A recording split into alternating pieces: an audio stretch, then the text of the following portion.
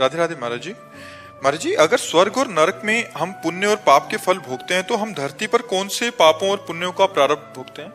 कि जब सजा होती है तो जुर्माना भी होता है कि नहीं होता? कि 10 साल की सजा और 1 लाख रुपया जुर्माना होता है ना। तो ऐसे ही शेष बचे हुए कर्मों को जो जुर्माना रूप होते हैं वो यहाँ मृत्यु लोक में भोगना पड़ता है। बकाया पूर्ण हिसाब किताब तो नरक और स्वर्ग में होता है। पुण्यों का स्वर्ग में और पाप का नरक में। और बचे हुए पाप जो पुण्य और पाप होते हैं उनसे मिश्रित मानव देह बनता है। पुण्य देह देव देह, पाप देह यातना देह, और पाप और पुण्य मिश्रित देह मानव देह।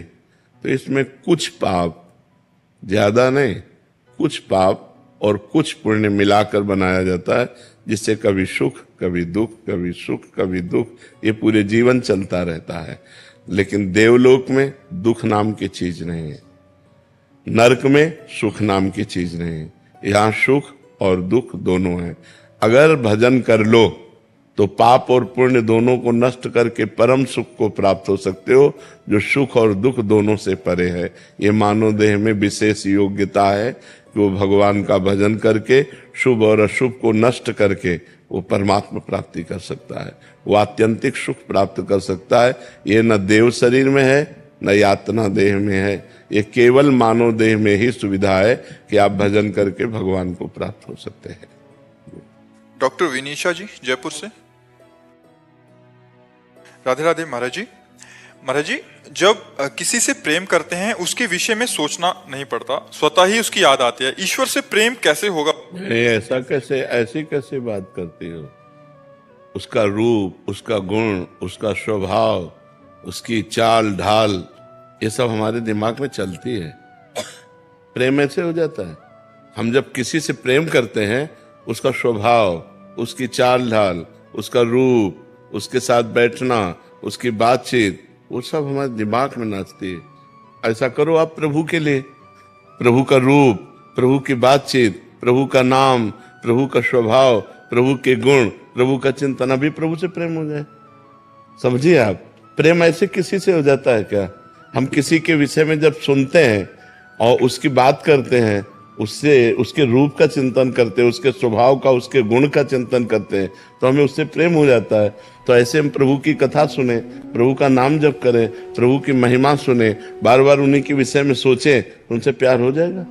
बिल्कुल ऐसे। और जिससे प्यार हो जाता है फिर वो हमारे दिमाग में बस जाता है। प्रिय मूर्ति नयनन बसे। मान लो व्यक्ति तो दूर है लेकिन भगवान तो हमारे में भी विराजमान है। जब सब जगह है तो मेरे पास भी है, जब सब समय है तो इस समय भी है। तो भगवान तो मेरे समीप है। जब वो हमारी हर बात सुन रहे हैं, जब उनसे हम प्यार करना चाहते हैं तो हमारे सामने वो आने लगते हैं, हमारे ध्यान में वो झांकी रूप आने लगती है। और जब अधिक प्यार हो जाता है तो साक्षात दर्शन हो जाता है, फिर तो निहाल हो जाता है। पर प्रभु से प्यार इसलिए नहीं होता कि हमें बहुतों से प्यार है, खाली जगह नहीं है। हमारी हृदय रूपी धर्मशाला पहले से देखो, कोई न कोई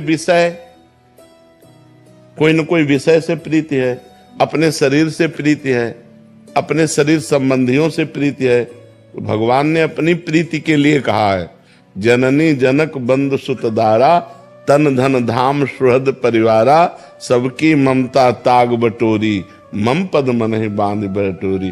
भगवान से प्रेम करने के लिए एक शर्त है कि किसी से आपका प्रेम होना नहीं चाहिए। अगर किसी वस्तु से भी प्रेम है तो भगवान से प्रेम नहीं होगा, वो वस्तु आपको घसीट लेगी।